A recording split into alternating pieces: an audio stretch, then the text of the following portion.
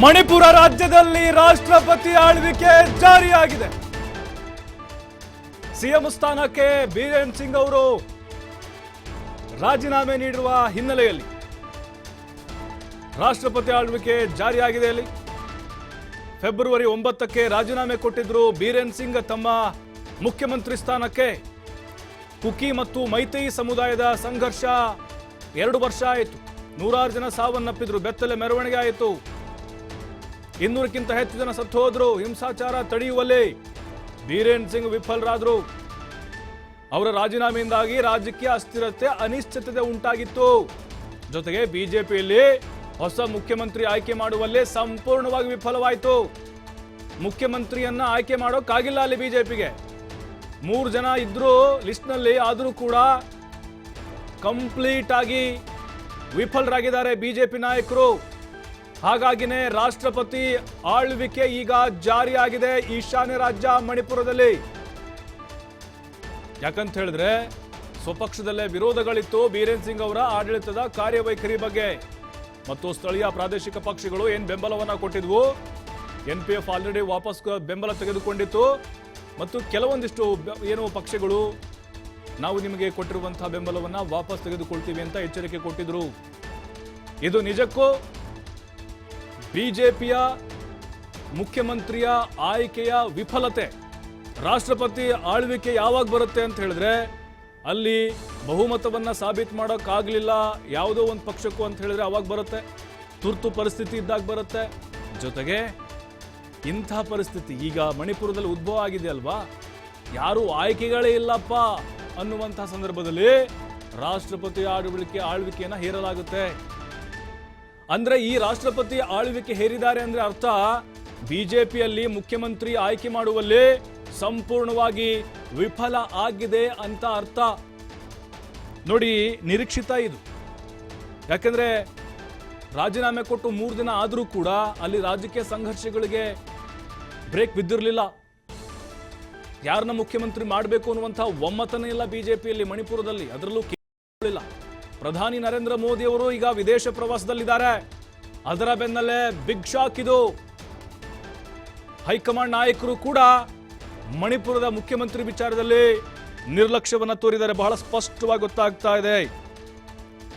ಅಂದ್ರೆ ಸರ್ಕಾರವನ್ನ ಇಲ್ಲಿ ಅಮಾನತಿನಲ್ಲಿ ಇಡಲಾಗಿದೆ ಅಂತ ಅರ್ಥ. 365ನೇ ವಿಧಿಯ ಪ್ರಕಾರ ಅಂದ್ರೆ ರಾಜ್ಯಪಾಲರು ಒಂದು ಅವಧಿಯನ್ನ ನಿಗದಿಪಡಿಸಿರ್ತಾರೆ. ಆ ಅವಧಿಯಲ್ಲಿ ಮುಖ್ಯಮಂತ್ರಿಯನ್ನ ಆಯ್ಕೆ ಮಾಡೋಕೆ ಶಾಸಕಾಂಗಕ್ಕೆ ಸಾಧ್ಯವಾಗದಿದ್ದಲ್ಲಿ ರಾಷ್ಟ್ರಪತಿ ಆಳ್ವಿಕೆಯನ್ನ ಹೇರ್ತಾರೆ. ಈಗ ಅದೇ ಆಗಿದೆ. ಇಲ್ಲಿ ಒಮ್ಮತ ಮೂಡಿಲ್ಲ ಅಲ್ಲಿ ಯಾರನ್ನ ಆಯ್ಕೆ ಮಾಡಬೇಕು ಅಂತ. ಸರ್ಕಾರ ಪತನ ಆದರೆ ಮತ್ತು ಸರ್ಕಾರ ಬಹುಮತ ಕಳೆದುಕೊಂಡ್ರೆ ರಾಷ್ಟ್ರಪತಿ ಆಳ್ವಿಕೆ ಹೇಳ್ತಾರೆ. ಅಂದ್ರೆ ವಿಧಾನಸಭೆಯಲ್ಲಿ ಅವಿಶ್ವಾಸ ಗೊತ್ತುವಳಿ ಮಂಡನೆಯಾಗಿ ಅದು ಅನುಮೋದನೆ ಆಯಿತು ಅಂತ ಹೇಳಿದ್ರೆ ರಾಷ್ಟ್ರಪತಿ ಆಳ್ವಿಕೆಯಲ್ಲಿ ಜಾರಿಯಾಗುತ್ತೆ. ಇಲ್ಲಿ ಕಾಂಗ್ರೆಸ್ ಹೇಳಿತ್ತು ಅವಿಶ್ವಾಸ ನಿರ್ಣಯವನ್ನ ಮಾಡ್ತೀವಿ ಅಂತ. ಅಂದ್ರೆ ಬೀರೇನ್ ಸಿಂಗ್ ಅವರ ರಾಜೀನಾಮೆಯ ಹಿಂದಿನ ದಿನ. ನೋಡಿ, ಮಣಿಪುರ ಕಂಪ್ಲೀಟ್ ಆಗಿ ರಾಜಕೀಯವಾಗಿ ಹದಗೆಟ್ಟು ಹೋಗ್ಬಿಟ್ಟಿದೆ. ಯಾಕಂದ್ರೆ ಅಲ್ಲಿ ವಿಧಾನಸಭೆಯ ಅಧಿವೇಶನ ಶುರುವಾಗಬೇಕಾಗಿತ್ತು. 10ನೇ ತಾರೀಕಿಂದ ಶುರುವಾಗಬೇಕಾಗಿತ್ತು. ಅನೂರ್ಜಿತಗೊಳಿಸಿದ್ದಾರೆ ರಾಜ್ಯಪಾಲರು. ಅಲ್ಲಿ ಬಜೆಟ್ ಮಂಡನೆ ಆಗಬೇಕಾಗಿತ್ತು. 6 ತಿಂಗಳ ಗ್ಯಾಪ್ ಇರುತ್ತೆ ಒಂದು ಅಧಿವೇಶನದಿಂದ ಮತ್ತೊಂದು ಅಧಿವೇಶನಕ್ಕೆ. ಆದ್ರೆ ಇಲ್ಲಿ ನೋಡಿ, ಲಾಸ್ಟ್ ಇಯರ್ ಆಗಸ್ಟ್ನಲ್ಲೇ ಇಲ್ಲಿ ನಡೆದಿದ್ದು. ನೋಡಿ, ಈಗಾಗಲೇ ಜಮ್ಮು ಕಾಶ್ಮೀರ ಆಗಿರ್ಬೋದು, ಮಹಾರಾಷ್ಟ್ರ ಆಗಿರ್ಬೋದು, ಉತ್ತರಾಖಂಡ್ ಆಗಿರ್ಬೋದು, ಕೆಲವು ರಾಜ್ಯಗಳಲ್ಲಿ ಈ ಹಿಂದೆ ಈ ತುರ್ತು ಪರಿಸ್ಥಿತಿಗಳಲ್ಲಿ ವಿಧಾನಸಭೆ ವಿಸರ್ಜನೆಗಳಾಗಿ ರಾಷ್ಟ್ರಪತಿ ಆಳ್ವಿಕೆ ಹೇರಿರುವಂತಹ ಉದಾಹರಣೆಗಳಿದ್ದಾವೆ. ಈಗ ಈಶಾನ್ಯ ರಾಜ್ಯ ಮಣಿಪುರದಲ್ಲಿ ರಾಷ್ಟ್ರಪತಿ ಆಳ್ವಿಕೆ ಜಾರಿಯಾಗ್ತಾ ಇದೆ. ಯಾಕಂತ ಹೇಳಿದ್ರೆ ನೋಡಿ, ಅಲ್ಲಿ ರಾಜ್ಯಪಾಲರು ಹಾವು ಏಣಿ ಆಟ ಆಡ್ತಾ ಇದ್ರು. ಪ್ರಧಾನಿ ಮೋದಿ ಬರೋವರೆಗೂ ವೇಟ್ ಮಾಡೋಣ ಅಂತಿದ್ರು ಅವರು. ಆದ್ರೆ ಇಲ್ಲಿ ಸಣ್ಣ ಪುಟ್ಟ ಪಕ್ಷಗಳೇನು ಬೆಂಬಲ ಕೊಟ್ಟಿದ್ದಾವೆ ಬಿಜೆಪಿಗೆ, ಅವರು ಸುಮ್ಮನೆ ಇರಲಿಲ್ಲ.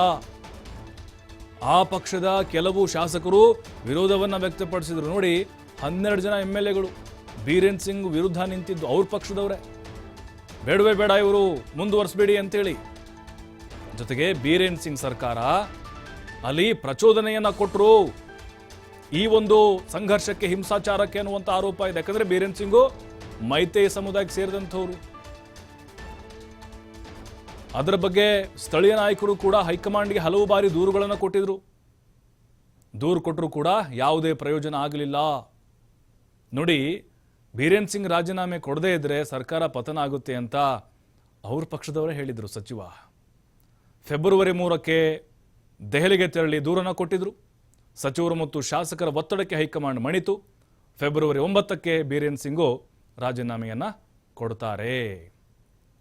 ಈ ರಾಷ್ಟ್ರಪತಿ ಆಡಳಿತ ಅನ್ನೋದು ಇಂಥ ಸಂದರ್ಭಗಳಲ್ಲಿ ಹೇರಲಾಗುತ್ತೆ. ಇನ್ಮೇಲೆ ಹೇಗಿರುತ್ತೆ ನೋಡಿ, ರಾಷ್ಟ್ರಪತಿ ಅಂದರೆ ರಾಷ್ಟ್ರಪತಿನೇ ಬರಬೇಕಾ ಮಣಿಪುರಕ್ಕೆ ಆಡಳಿತ ಮಾಡಲಿಕ್ಕೆ ಅಂತ ಇಲ್ಲ.